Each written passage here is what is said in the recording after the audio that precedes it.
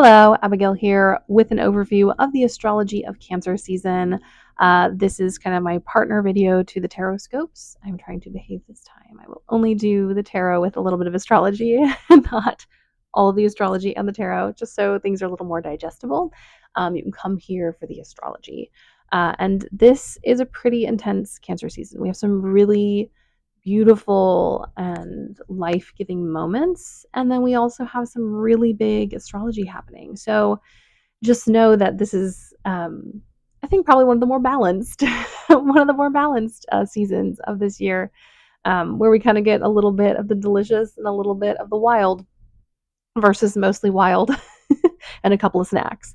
So we start off on the 25th of June. Obviously, we've moved into Cancer season. That happens on the 20th of June.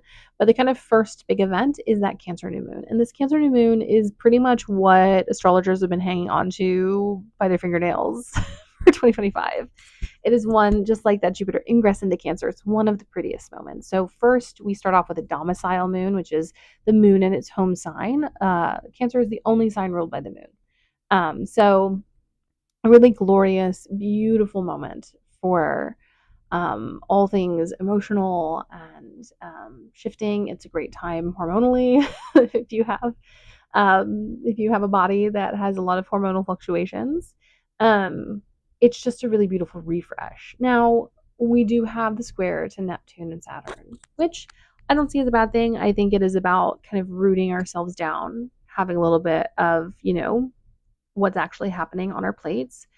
But we do have a Jupiter conjunction, and it's really pretty and feels really nice.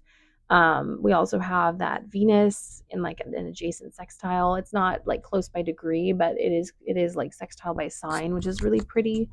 Yeah, it feels really nice and really comforting to have this moment. And I it makes me smile because it's been a rough year, guys. And this is one of those really benefic moments if you want to do any types of spells or start some kind of honey jar. The Zine Witch, who I do a lot of videos with, has a lot of great spell recipes for this full moon. You can find them over at the Zine Witch on Instagram. They have a Patreon full of stuff, but yeah, so look anywhere for any type of spell. I'm going to be doing a bunch of honey jars and abundance jars for this new moon. Any type of manifestation. This is one of those kind of like, this is the time. And that square from Saturn and Neptune, it really does feel as kind of giving it some like actual legs.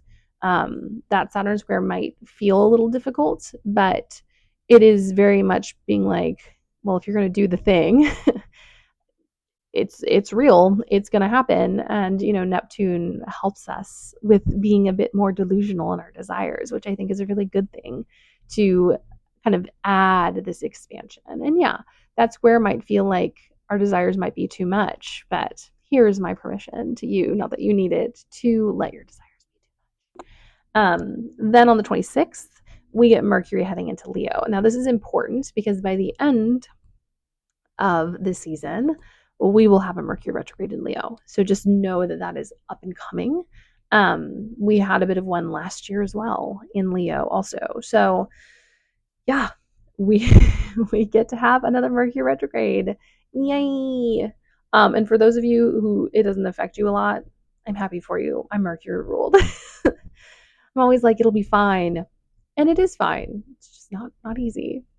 Anyways, so then we go into our beautiful Venus entering into Gemini. This is playful, lighthearted energy, making all the friends, having all the fun, getting out and socializing.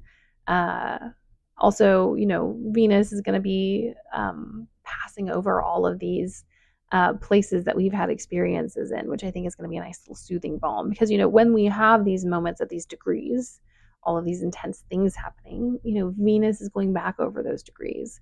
So the new moon in Gemini and, all of the things that we experience, the Jupiter Mercury conjunction at 29 degrees, Venus will hit that eventually. Just remember that astrology doesn't just happen and disappear. The planets come back and touch those things, and it has an effect as well. And then we move on that very same day, Neptune stations retrograde. And this is important because it does go back into Pisces one last time. It goes back into Pisces on October 22nd. Um, and then it will station direct on December 10th and will not enter into Aries until 2026. So just know that the kind of final part of this year is a Neptune retrograde. I've heard people say that it doesn't matter when the outer planets retrograde. I don't think that's true. I think it's just less obvious. Or less obvious, maybe not what I want to say. It takes more time because of the distance from the sun to kind of be like, oh, that's what's happening. But if you go back and look, there are a lot of indicators that those retrogrades are big news, especially if you're looking at world events and stuff. So we have that moment with Neptune. Obviously, it's not going to go back into Pisces till the fall, but just know that we're headed back and we're going to be re-experiencing some of that 29-degree Neptune Pisces stuff. So be aware. Then we move on to one of the biggest events of 2025, which is on the 7th of July, 7/7. And with that 7 day, we get Uranus going into Gemini. And while it will eventually retrograde back, I think, into Taurus for a second, it's not going to be for very long. And this is the beginning of a new, new Uranus moment. And I could be wrong. I did not look this up recently enough for me to be like, this is 100% true. I'm pretty for sure it shifted in 2011. So yeah, long transit, y'all. So I think it's 2011. Do not quote me on that. I will have to go back and look. But this is really big. The last time Uranus was Gemini was during World War II. So do what you will with that information, but it is a moment of really intense global change. Uranus is about innovation and doing things in a way they've never been done before. You can tie Uranus to a lot of the arms innovations we made over those wars. But also Uranus and Gemini had a lot of really other innovative things that I think are important. I do think something that's going to come up is plastic. Plastic was not invented under Uranus and Gemini, but plastic became very relevant and prevalent under Uranus and Gemini. So I think we're going to have to deal with some consequences and hopefully make some really meaningful change around the way we use and don't use and kind of treat plastic as a limitless resource with no consequences. That's not true. It has tons of consequences. I'm talking to myself. I'm trying to find ways to be better at it, and I'm not very good at managing that, but we're going to find a way. Uranus and Gemini also, we saw huge shifts in culture. Women wearing pants is Uranus Gemini thing. Obviously, they were wearing it before, but kind of like it becoming more normalized around World War II, for obvious reasons. So yeah, buckle up. I'm going to do some more research about it and do a video on it. So we've got some more specific things to look at, but it's a really big astrological moment, and you should check out where Gemini is in your chart because it has not only just had Jupiter racing through it the last 12 months, but now we have Uranus. And something that you'll notice if you study astrology at all is that there's always, because of the way the universe works, there's always some kind of preamble. So the Jupiter in Gemini is very much a precursor to Uranus and Gemini, and some of those themes are going to be relevant in a different way. So start connecting the little webs. Then on the 10th, we have the full moon in Capricorn. This one is trine. Well, the sun is trine the north node, and the moon is going to be sextile the south node. So this is a very, nodal moment. Has a lot to do with past life things, and is gonna, I think, have a lot to say about the patterns and cycles that we are stuck in, and releasing some of those. So be prepared for that. Then on the 13th, Saturn retrogrades, and that retrograde is going to continue into November.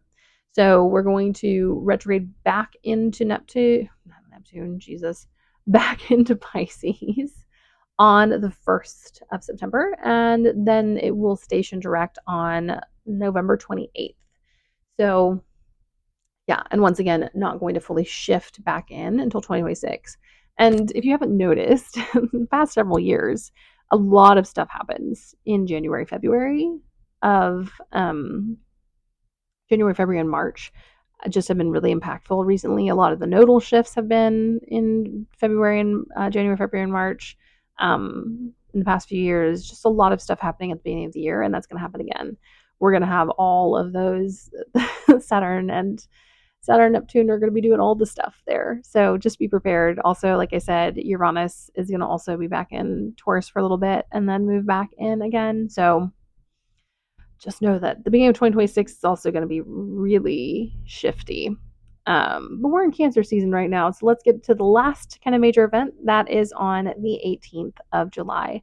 And that is our Mercury stationing retrograde. So yeah, obviously it will station direct in the next season. But yeah, and that also means that the several weeks prior to this, so a good portion of Cancer season is going to be very Mercury shadow period. So just know that that's what's on the horizon. Like I said, some people get really whacked by Mercury retrogrades. I tend to be steamrolled by Mercury retrogrades. If it doesn't affect you as much, it doesn't affect you as much. But, make sure you are cautious about what you sign, double check, reread things. If you're dyslexic like me, hilarious that I'm also it's probably the square to my midheaven, honestly, with my ascendant. Make sure you have someone else read things for you because it can be overwhelming to read stuff if you have a learning disability like I do. Um, but yeah, and also go back and see what was happening last year in like August and July because we had a Mercury retrograde then too in Leo, and a lot of things correlate. But yeah, that is the astrology for Cancer season. It is a lot. There are tons of big shifts and changes happening. It can seem scary sometimes. I don't think it's scary necessarily because we're always going through transitions. Astrology doesn't just happen as a one-off. But I would encourage everyone to go kind of look in your chart and see where this is happening. And the places to kind of really pay attention to this season are going to be, let me kind of summarize this. It's going to be Aries because of that activity with those retrogrades. Early degrees of Aries, Cancer, obviously, because we're in Cancer season. Gemini, because we have Venus going into Gemini and also, sparking off things that happened last month. Leo, where Mercury is going to be. Also, Uranus's ingress is going to happen then. Also, we're going to have Venus conjunct Uranus at 29 degrees of Taurus. I think it's 29. It's either 29 or 28 degrees of Taurus. So we're going to have another kind of really spicy almost moment with those planets. But yeah, keep track of those signs because a lot's happening there. And then, if you have a lot of stuff in Capricorn at that Capricorn full moon or just a lot of interaction there, maybe take a peek on that day. But that is what we have to deal with. If you have any questions, please pop them in the comments. You can find me on TikTok and Instagram. Please like and subscribe. It makes my day when I get a subscriber. Makes it all worth it. I also do just like to talk, so this is where I put a lot of my words. Anyways, have a blessed Cancer season and look out for those Tarotscopes for all of the zodiac signs.